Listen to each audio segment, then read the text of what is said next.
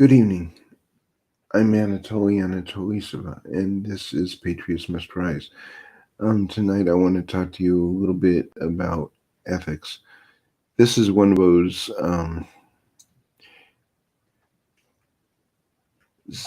rabbit holes, the side, the afterthought that everybody wants to put in after you've already recorded your broadcast. Um, but I ordered some equipment from Amazon that would be reimbursed by my company once I actually bought it and had the receipt. But it gets delivered, and honestly, I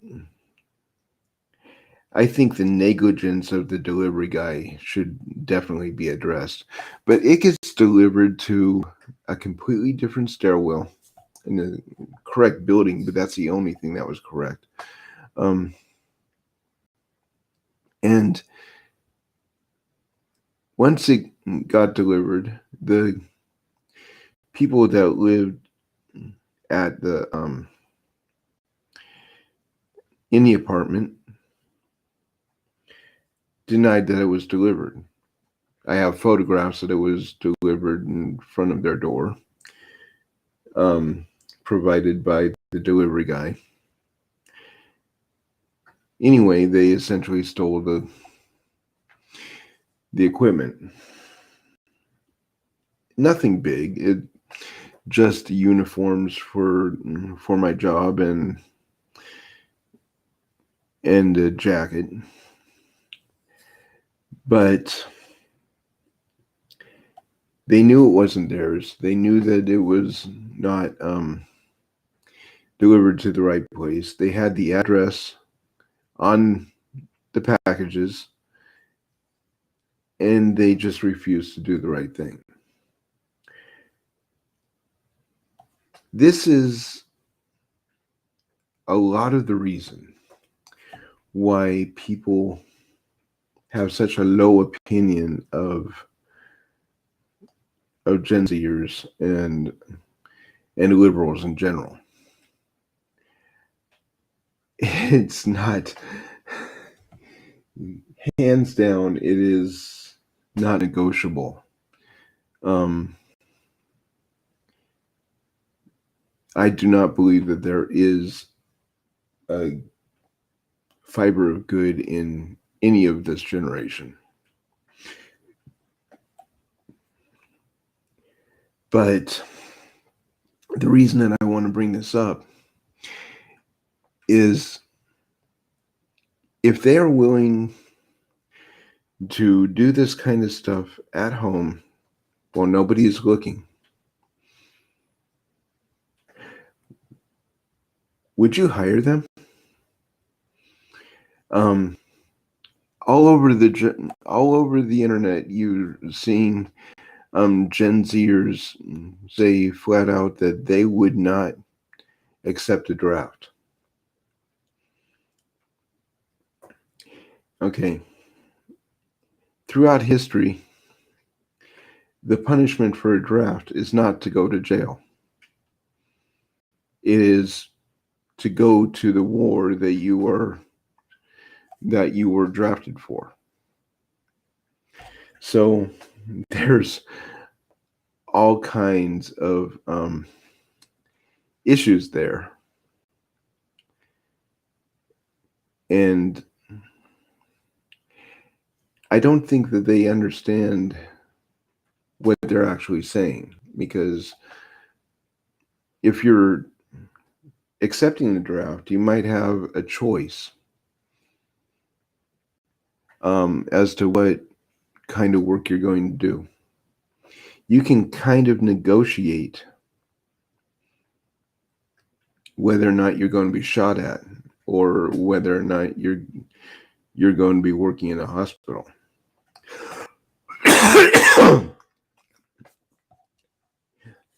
But if you flat out dodge the draft, then it's up to the already pissed off commanding officer that has to deal with you. And trust me when I say, because I've been in their shoes,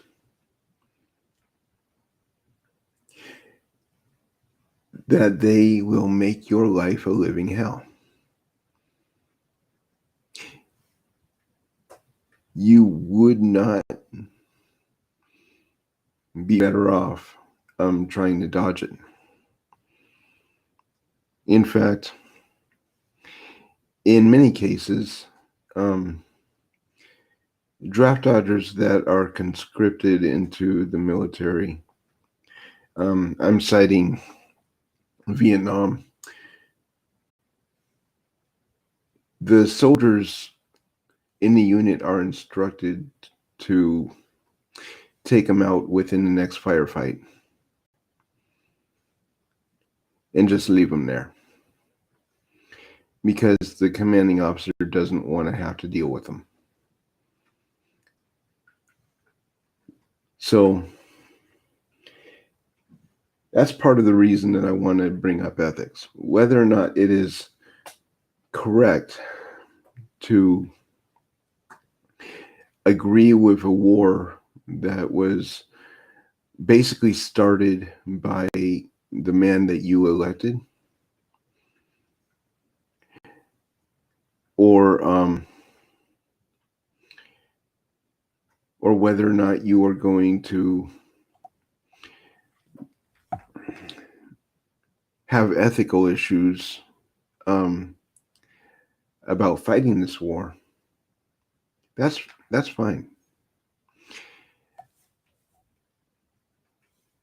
The people that you'd be dealing with have moral issues that contradict yours. Okay? They don't want to be there either. But they don't want to be dealing with a pansy-ass piece of shit that probably shouldn't be wasting our air anyway. And that is most of Gen Z. I honestly think that going into World War III would be the best thing for this country, because we would weed out the scumbag Gen Zers that have, next to the boomer woketards that have destroyed Congress, destroyed the rest of America. We can rebuild. I mean, we don't need a bunch of pansy-ass butt wipes. But we certainly don't need some piece of shit woketard that supports Hamas in America at all. And most of these guys are feminist whores or queerbaits in Hamas's territory. They would be killed by both Hamas and the United States military. I look forward to both possibilities. It's a wonderful thing. We do not need them. Now, I'm not saying that we're not going to be missing any of them. I don't see any certified geniuses coming out of this generation. We're not going to be killing off Tesla. That's Nikolai, not the car company. We're not going to be losing a chess prodigy. and we're certainly not going to be losing the doctor that cures cancer. This is absolutely a waste of a generation, and we should be happy to get rid of them.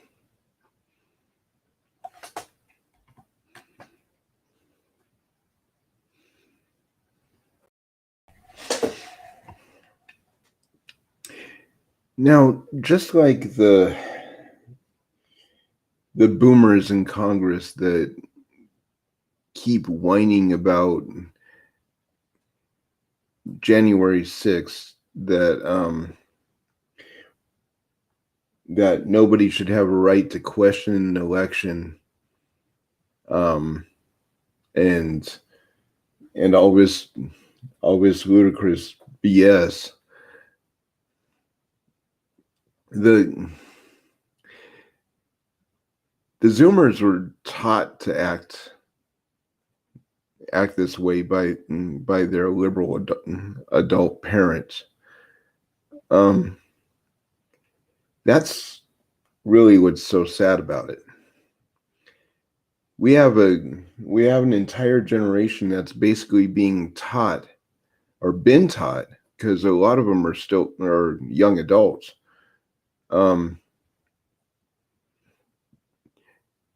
How to be whiny panty wipes by the adults that were rearing them. It's really sad. The reality is that January 6th should have been treated as a wake-up call to the American people, but so many have actually embraced this ideology that this was a terrorist attack on the Capitol. I don't understand that. If this was a terrorist attack, which, by the way, the Antifa and BLM riots in the name of George Floyd only the summer before were definitely terrorist attacks. If this was a terrorist attack, how come in none of the pictures that you see online about the Capitol protests on January 6th, you don't see anything burning? You don't see any actual riots. You see a bunch of cuckold federal agents that were told to be there but didn't really want to be, because they actually believed in what the protesters were saying. You had a bunch of National Guard people in the aftermath that didn't even have ammunition in their guns because the establishment didn't believe that they could trust them with weapons, because they actually took an oath to uphold the Constitution, and they realized that the Constitution was being violated. This is part of the problem, but only part. Somehow along the way, we have a mainstream media, a bunch of actors, and I should say really, really, really bad actors, that probably shouldn't have a job, that are famous for something that they did 30 years ago and they hadn't done anything since, speaking out against stuff that they think is wrong, but they've never actually done anything to improve anybody's life. Speaking out about whatever they might have to speak out against. And none of them actually have anything to back it up. It used to be that if you were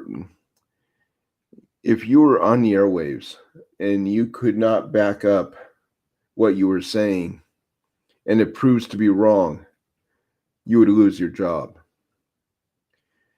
But now CNN promotes you. MSNBC promotes you.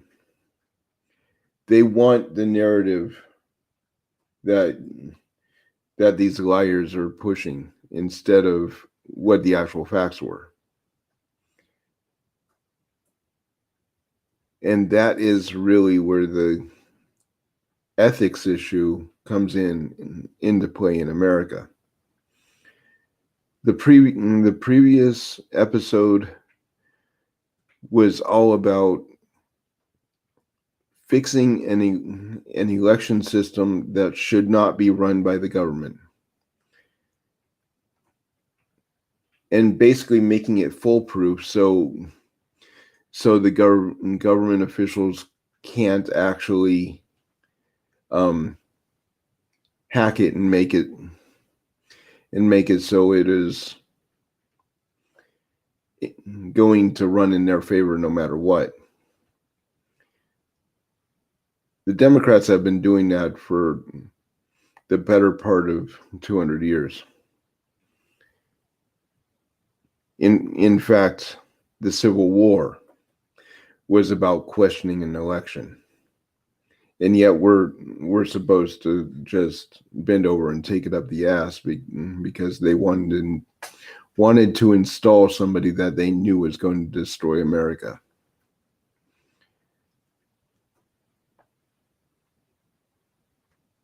That's why we need this electoral system to be hands-off, completely organic, where we're taking responsibility for the election by the hands of the voter and not the government. It will not be until the government themselves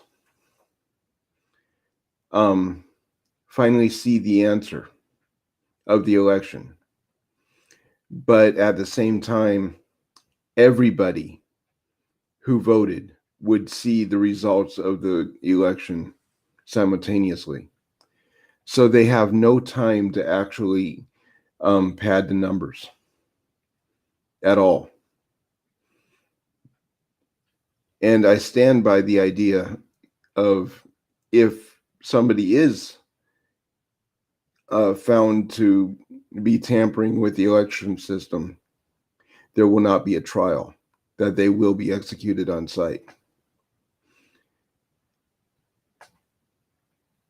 Because that seems to be the only way to actually win back our country. Anyway, I'm Anatoly Anatoly, this is Patriots Must Rise. If you like the content, please support us via the QR code in the corner. Like, subscribe, and live free, die well, and love your neighbor as Christ has loved you.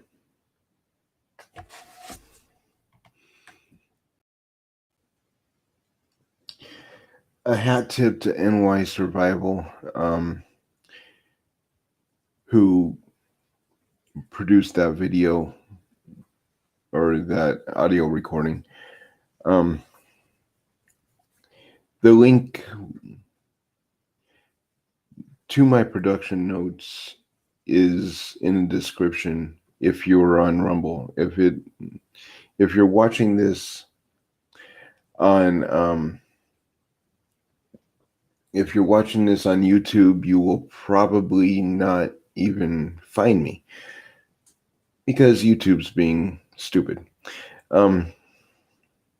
Anybody else I don't really trust. So the production notes in the description of Rumble have all the citations, all of the links to the content providers that have helped me find the direction for this episode.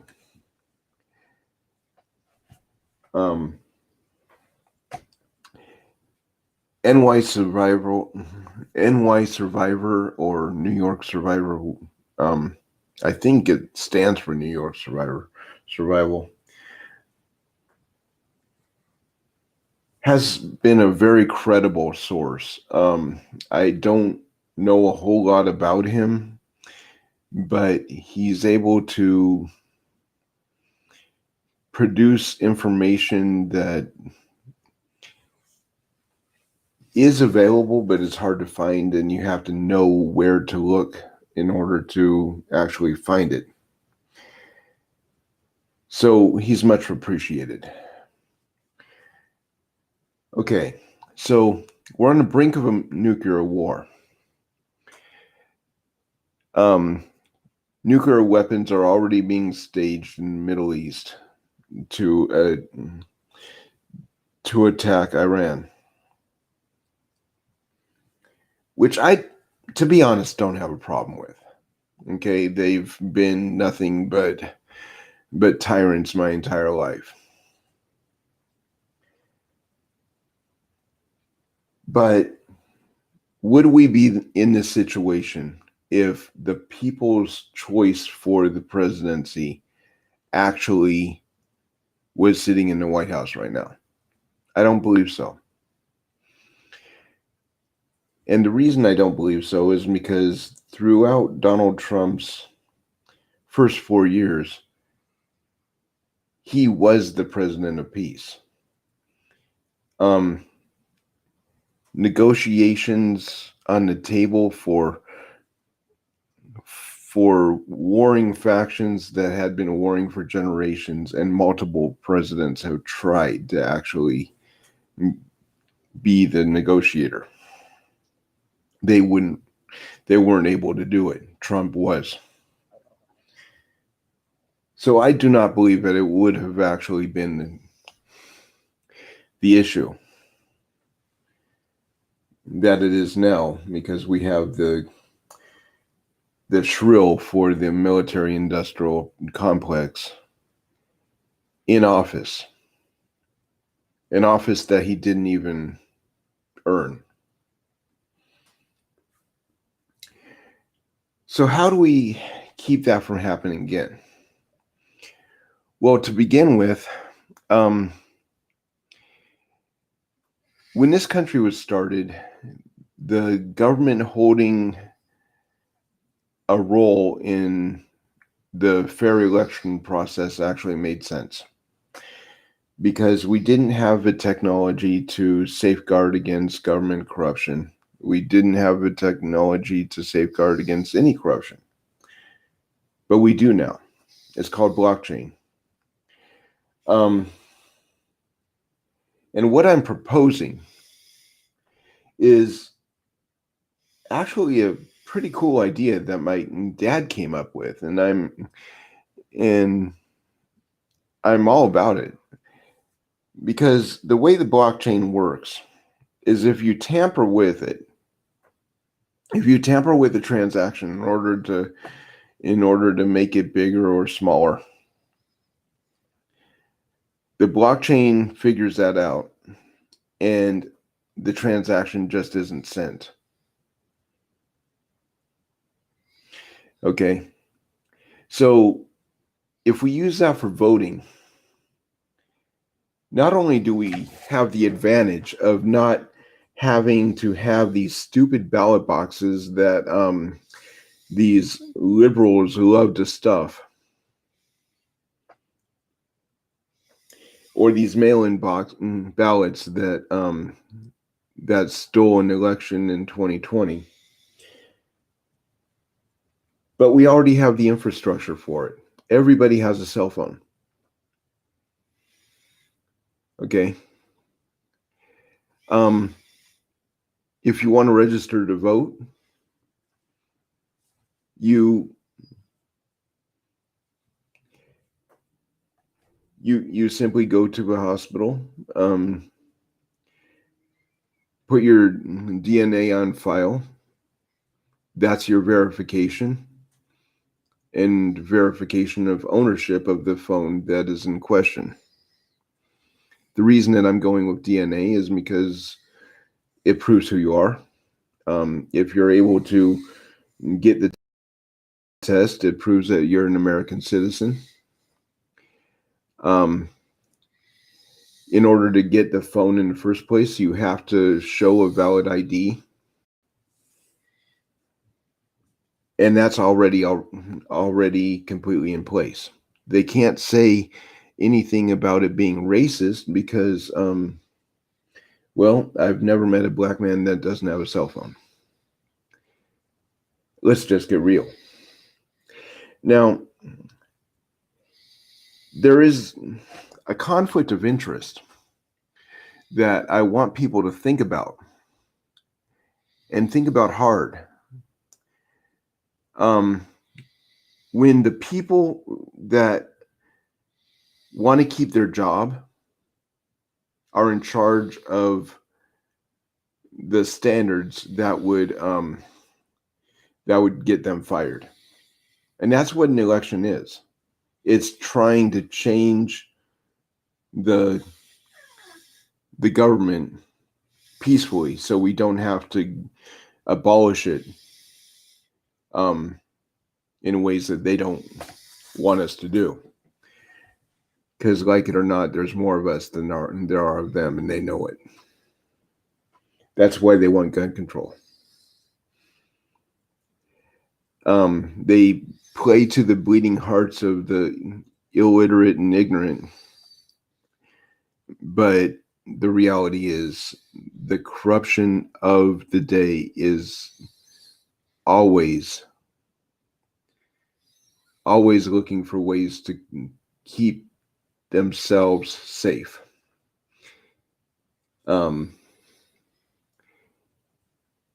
Considering the government's always been the enemy, they've always feared the fact that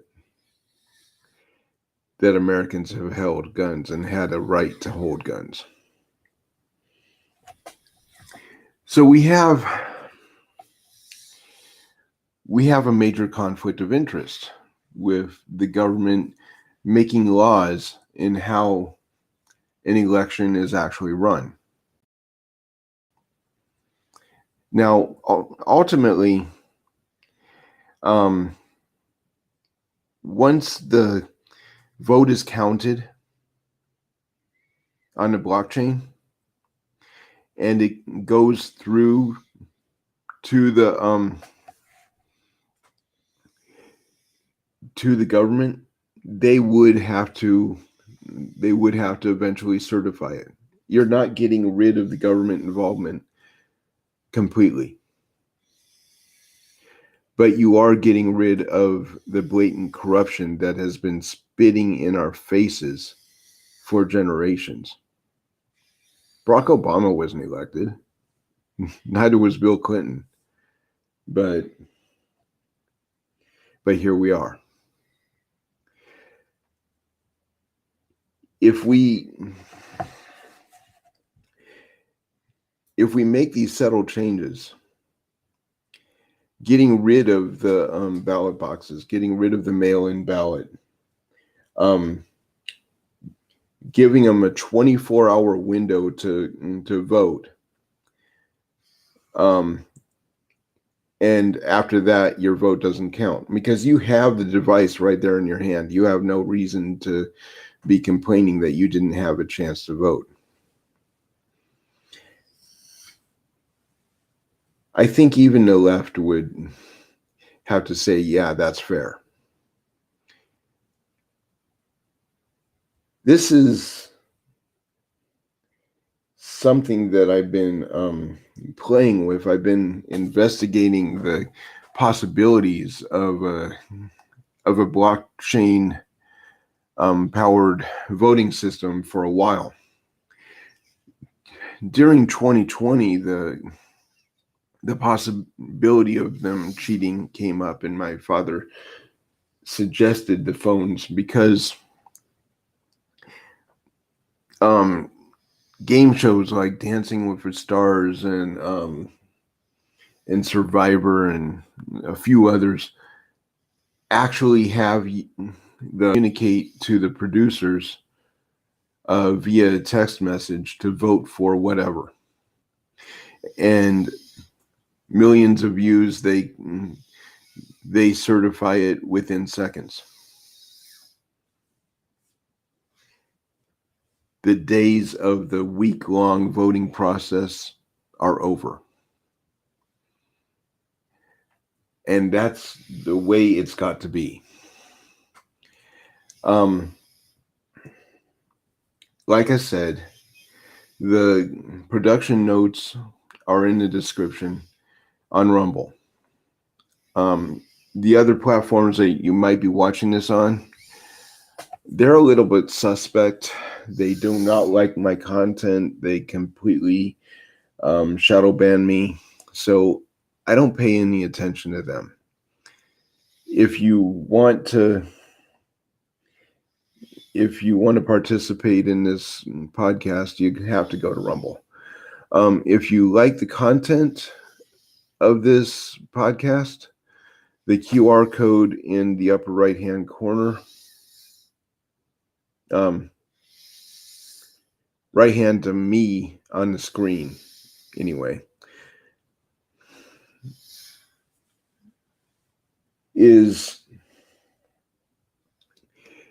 a link to the PayPal account, and we would greatly appreciate some kind of support. Also, the newsletter gives you a chance to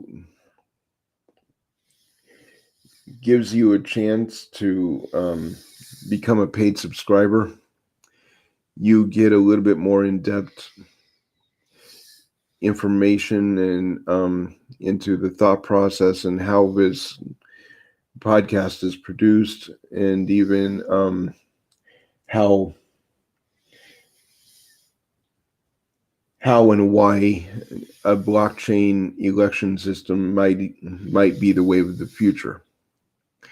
How to implement that's interesting. First of all, you got to get enough people on board to inspire your elected officials to realize that there's a conflict of interest for government to be involved in the electoral process.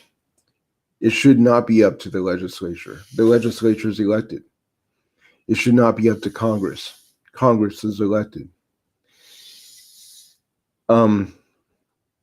Bitcoin happened organically. A few lines of code were written. People liked the process, so they started participating in it. That is how government should work.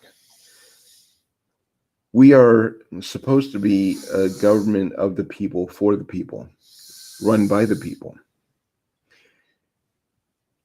Instead, we're run by a bunch of oligarchs that probably should have never been elected in the first place. In AOC's case, I honestly believe that you need to provide a valid IQ test in order to get onto the floor of Congress. And if you support terrorist groups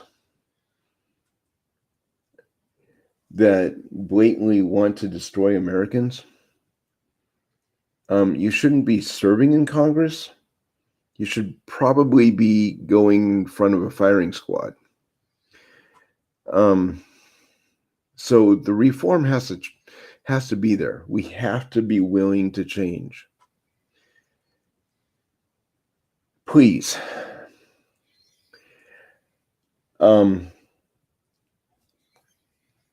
I'm going through this. I'm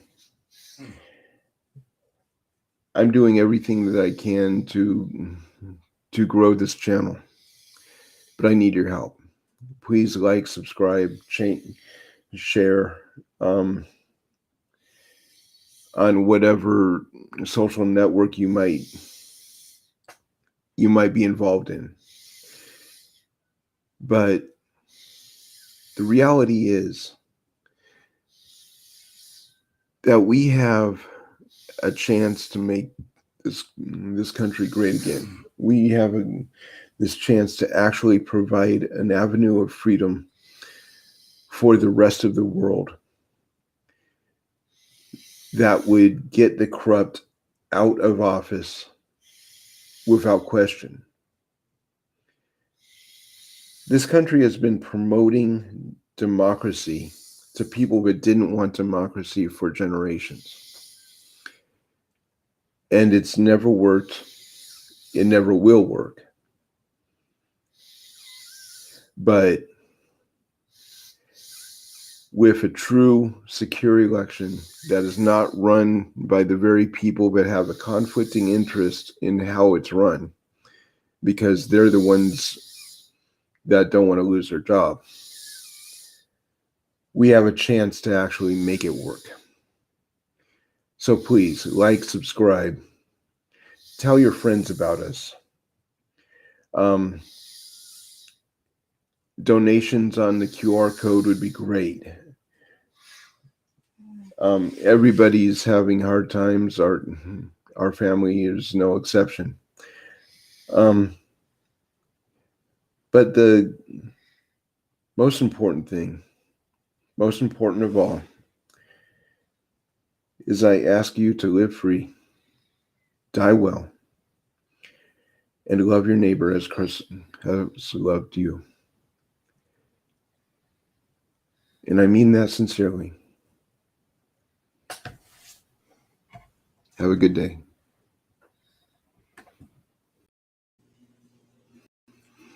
We've all heard Klaus Schwab's statement that you will own nothing and you will be happy.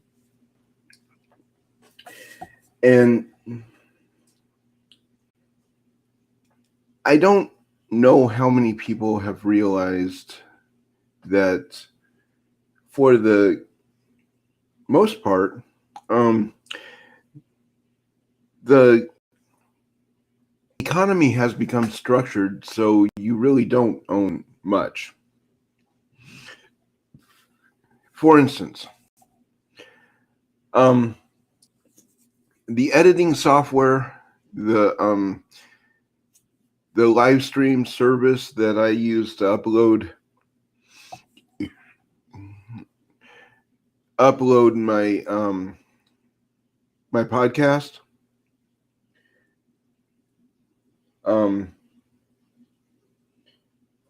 the cable services, the audiobooks, all of these are monthly services. Okay, you no longer have, well, in some cases with Audible, you have audiobooks that you do own that you can download and keep on your hardware. But for the most part, literally nothing that you own or nothing that you are working with, you own. If you're working with Microsoft, any of those stupid user agreements that they put in front of you that nobody reads has a clause in there that says that anything that is created with this software is property of Microsoft. And people agree to it. Okay? So technically, if you wrote a book and it happens to have been written on a word processor like Microsoft Word, Microsoft owns those rights. It's crooked as hell. And yet people have not fought back because of the fact that they don't know how to write the software. They don't necessarily have the time to learn how to write the software or the desire. So they're leasing out their lives. Okay? This podcast episode is about ethics. And just maybe we need to actually start addressing that. Are we ethically bound to honor a contract that forces you into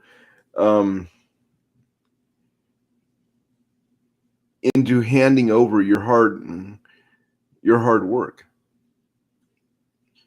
to people that will probably shelf it and never actually do anything with it, especially if it's subversive like anything that I might write.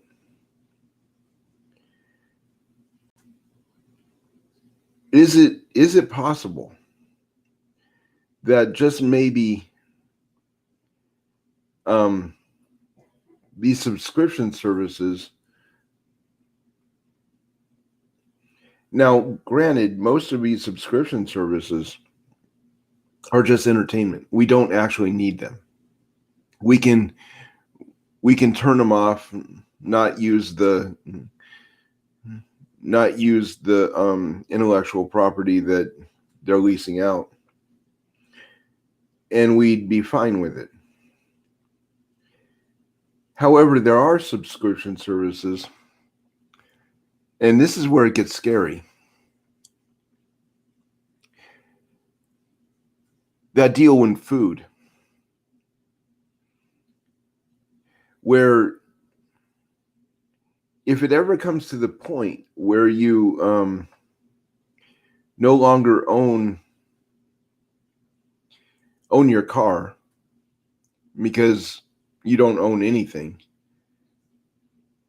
your ability to go to the store is either by foot or by some kind of Uber service that is a self-driving car. You might find that you're depending heavily on these subscription services to deliver your food. If you're an elderly person that needs that subscription service to deliver your medication, your food, basically everything into your house because you for some reason can't leave, or it's very hard for you to leave, this becomes a life and death thing. Is that ethical? Probably not. But that's where we're heading. I am going to suggest a book, and here's a disclaimer right now. I do not profit from any book that I suggest unless I actually wrote it. But I'm going to suggest a book called You Will Own Nothing. It's written by Carol, I can't remember her last name. The link will be in the production notes for the newsletter. And I use the audiobooks because, number one, I have issues reading already. I have a learning disability, but I also have a visual issue. I see very little. So I depend on the audiobooks, and that's what the links are. I actually own this book with Audible. I can download it. I can keep it somewhere else. I can play it with a simple recorder, and that's the way it should be. But this description service, this disposable lifestyle that we've learned to adopt, has literally put us into a situation where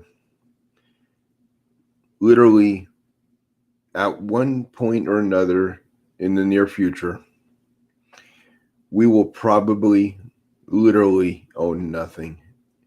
And a lot of people will be happy. What does that actually mean, though? What does that actually mean? Because without ownership, you have no freedom. A car is a really good example of that. You're not really free to drive across the country if you can't afford the gas.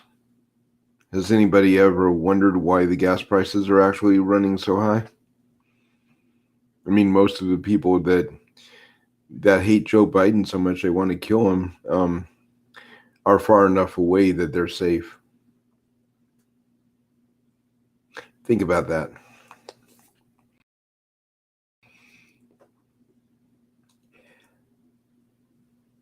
That's also the reason for the electric cars.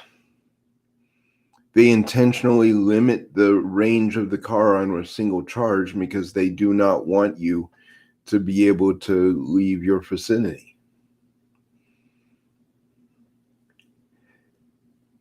It's not exactly the perfect scenario to be talking about freedom.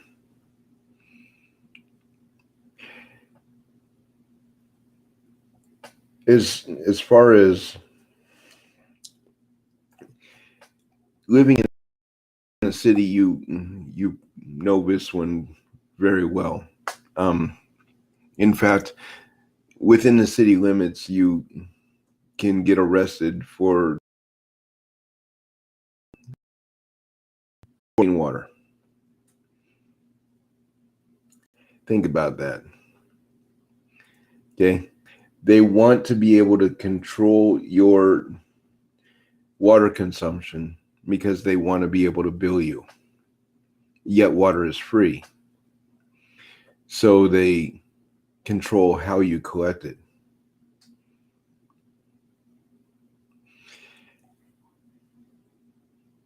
These are very simple and very simplistic examples that are in the book, but it's also very logical that this stuff is so hard to actually get around. It really is. We do not have the option of a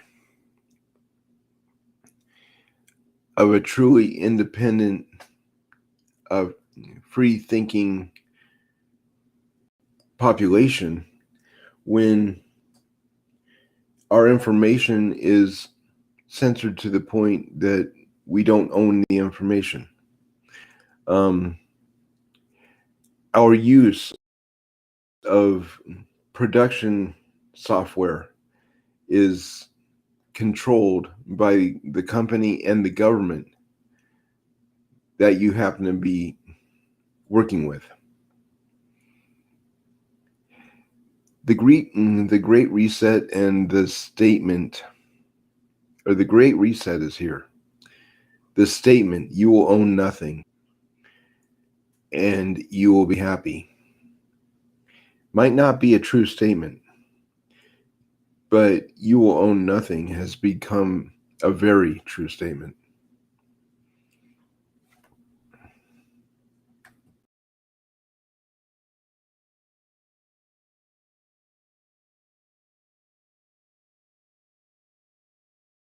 All clear, sir.